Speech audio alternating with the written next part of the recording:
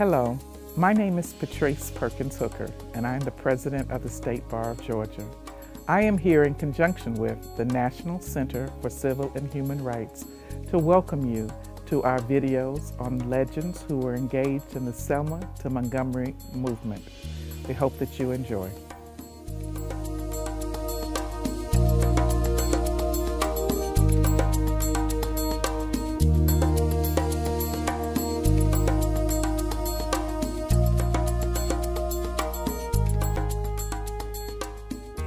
Ms. Bland, thank you very much for coming to talk with us a little bit today at the State Bar of Georgia headquarters on behalf of the National Center for Civil and Human Rights to share your story about your involvement with the Selma movement and the march from Selma to Montgomery. We are preserving the stories of the participants for history, and you are definitely one of the leaders that we are very proud of and what you accomplished. Well, thank you for having me, but I don't know about leader. Well, you took a risk back then. And young people don't know that. Young people don't know risk.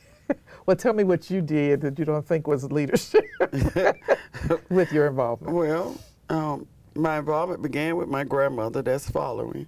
Okay. The first criteria for being a leader. You have to learn to follow. Mm-hmm. But my grandmother started taking us to the meetings at the Dallas County Voters League that was formed in the 1930s, and by Amelia Boynton and her husband Sam, and they were boring.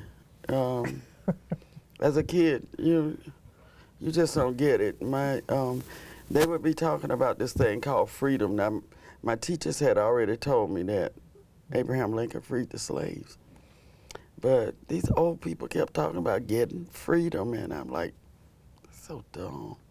Well, one day I was downtown. Downtown in Selma consists of Broad Street and maybe 4 blocks, but on one of the corners is a drugstore called Carter's Drugstore, and that Carter's had a lunch counter at that time. And I wanted to sit at the lunch counter, and my grandmother said I couldn't. She said colored children can't sit at the lunch counter. Didn't stop me from wanting to sit at that lunch counter every time I passed by there. I see those white kids sitting there and wish I could sit there too. Mm-hmm. One day my grandmother noticed me peeping in the window, and she leaned over my shoulder and she pointed to the counter. She said, when we get our freedom, you can sit there too. I became a freedom fighter that day. How old were you? About 8. 8. Okay, indignities was the basis for the motivation to be a freedom fighter. That's the big word. Mm-hmm. And I started going down to First Baptist Church, which was SNCC headquarters. My church, Brown Chapel AME Church, was Dr. King's headquarters, SCLC headquarters itself. But the students rallied at First Baptist, which was on the opposite end of the street. And I would go with my sisters, and they tried to teach me the principles of nonviolence. I didn't like that either. That's the only part of that I really could grasp at that time was the one where you turn the other cheek. I grew up in the hood. You hit me, I'm hitting you back to this day. I would act so ugly, they put me out the church, girl. My sisters would say, you can go outside and play now, and I'd gladly go. I like to march it, because I guess it was being defiant that they would come out the church and get in line. I'd hop in the line too. And we'd go up to the courthouse. Of course, you know we weren't old enough to register. Most of us were not. And they'd see us coming and lock the doors. And we'd kneel on the steps of the courthouse and someone would say a prayer. And then we'd go back to the church. When that got old quickly, they started picking us up in yellow school buses and taking us to jail and putting us in cells that. So how old were you the first time you were arrested? The first time I was arrested, I was 8, but I was with my grandma and a bunch of other women. And I wasn't the youngest one there then. They had gone to the courthouse to try to register, and they arrested them. So they had to take us with them. So does that charge still show on your record, or was it dismissed? No, we don't have any records. I served in the United States Army. I had to go get my records. We don't have any records. I don't know what they did. And they fingerprinted us and everything. So I guess, well, the charges were bogus probably in the first place.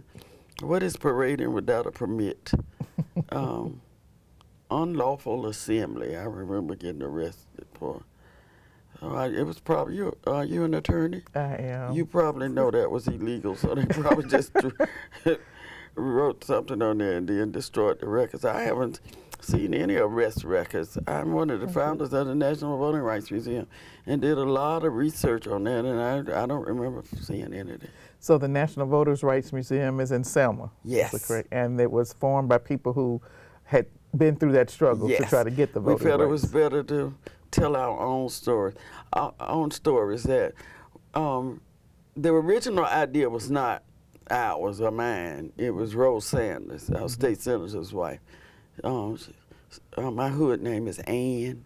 She said, Ann, let's open a museum. I was like, oh, God, what do we know about a museum? Now presidents have been there, so it's there, and it's a wonderful place.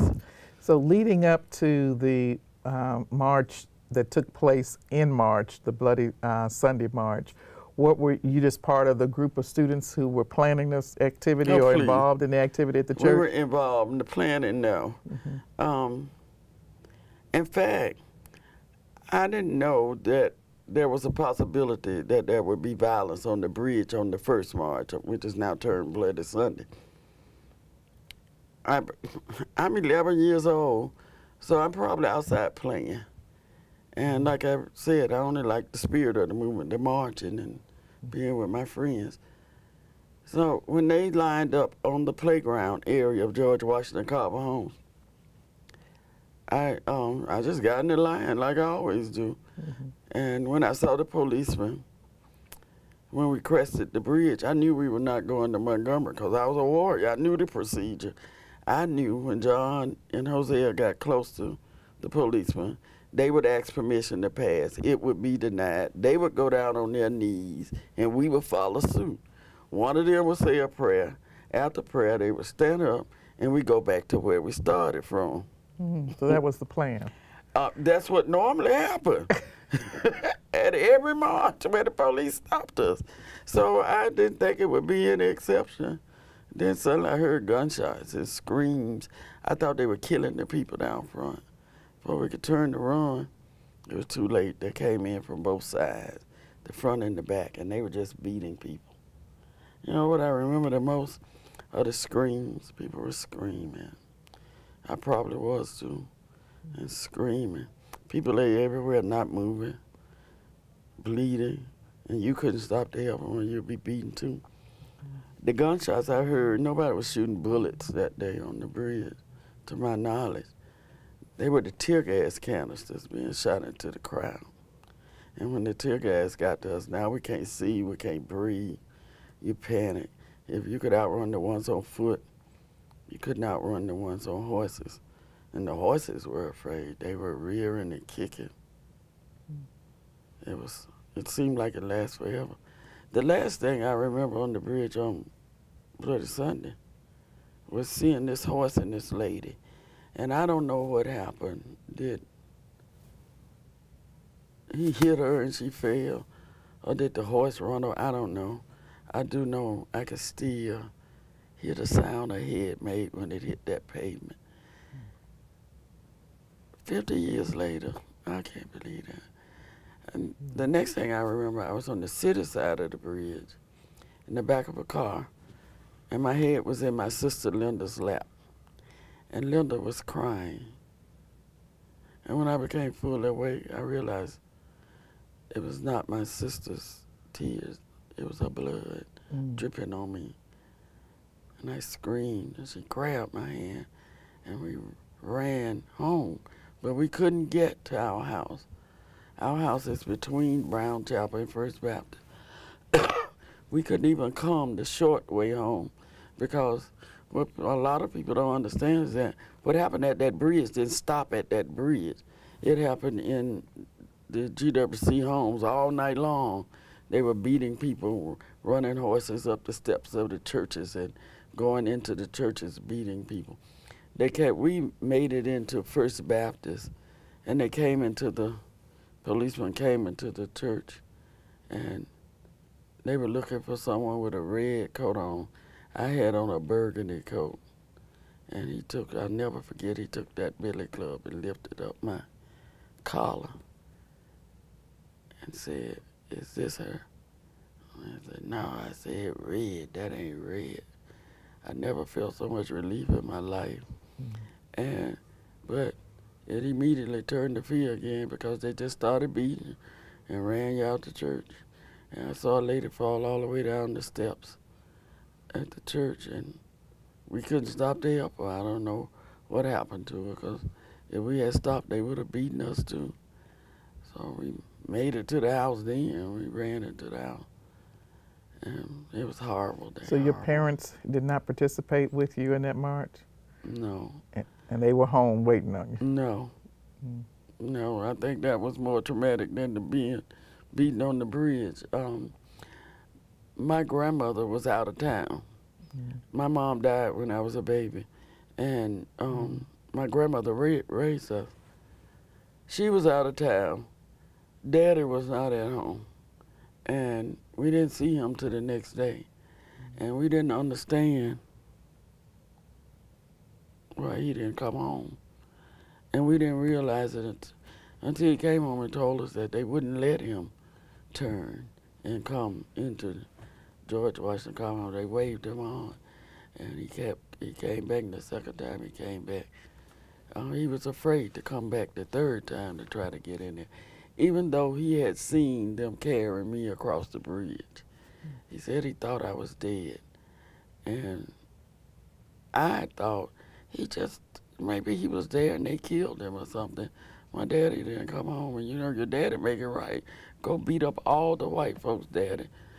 You know that's not gonna help, but you want him to avenge it. You want him to hurt somebody like they hurt us. So, and then on turnaround Tuesday, I didn't want to come back March 9th. I didn't want no more freedom after that. When I crossed that bridge and saw those policemen, that was it for me. I said I can't do it.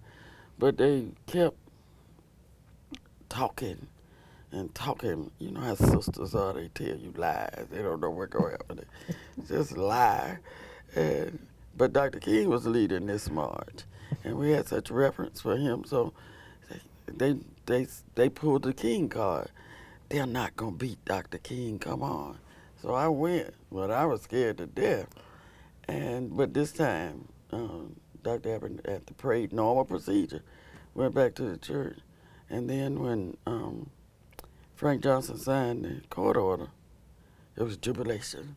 And the court order allowed you all to have a permit and have a legal march from Selma to Montgomery. And more importantly, be protected from those crazy men. But, and which is kind of ironic in itself that the same people who protected us are the same people who beat us. So, well, I walked the first leg, and again, I ain't want no more freedom. After 10 miles, we weren't used to walking like that. After 10 miles, it was just too far. I was too tired. And I didn't know at the time, even though I had said enough. I don't want no more freedom. I'm going back home. Y'all go get it, bring it back. I didn't know that we couldn't anyway. We couldn't march. Only 300 were allowed after the first point. And we wasn't allowed. My sister Linda, who was beaten on the bridge that day, walked every step of the way. So what do you think you learned from being there as a kid? That I got power. You know, I think that's what was missing during those oppressive times, that we didn't realize what power we had. And today, I dedicate each day at teaching youth that they have the power to affect change just as we did.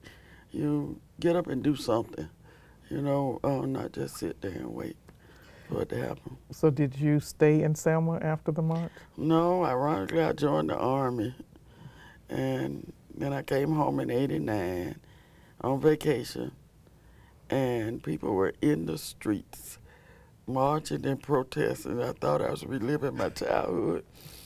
So I started, one day led to another one, and I've been there now 20-something odd years. I came back in '89. Mm-hmm. So did you finish school in Selma, high school? I finished high school in Selma, and I graduated from the University of Staten Island in Staten Island, New York. Because my sister Linda, who marched, moved to New York, and I went to get my job at IBM. That's how much vision we had. And she said, "Oh no, you're going to school." So I had to go back to school, but I'm glad I did. How were the circumstances and the environment and life in New York compared to what you left in Alabama? Because I think the way I grew up, it was easy to spot the craziness in the North. You know, in the South, you when you have a black and white interaction, and something jumps off that can be clearly defined as racist, you expect it. You're not shocked it happened. You're in the South, this is what we do. But in the North, when it happens, it's more undercover, covert, and most people don't recognize it, but I learned from growing my background that I need to question. And sometimes it's not what I think it is, but 99% of the time it is. So, and when you question, it starts the person who's offending you to think about, to rethink what you just said. Most people just ignore it, or we get it around the coffee pot, you and I, because we look alike and we talk about it. That's not helping her to know that what she did was wrong, or to have an understanding of why it offended you. And it alters relationships, all of that, if you just let it go. So I don't do that anymore. And I think I learned that in New York. I just can't do that anymore. So what do you do now? Other than I run a company called Journeys for the Soul. Journeys for the Soul. Okay. And I'm a self-titled journey specialist. We specialize in educational tours on the civil rights movement told by people who were there. And they tell their experiences. My guides run from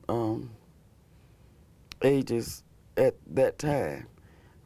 I think I'm the youngest, 11. I was 8 to 11, and they go up to teachers that were there. And my last guide, Mrs. Cooper, Annie Cooper, who Oprah played, by the way, in the movie, died, and she was 103 when she died. We take the buses to her, and the kids would sit on the lawn, and she'd come out on the porch like the queen she was and tell a story. Yeah. Sounds like you're making a difference. I hope so.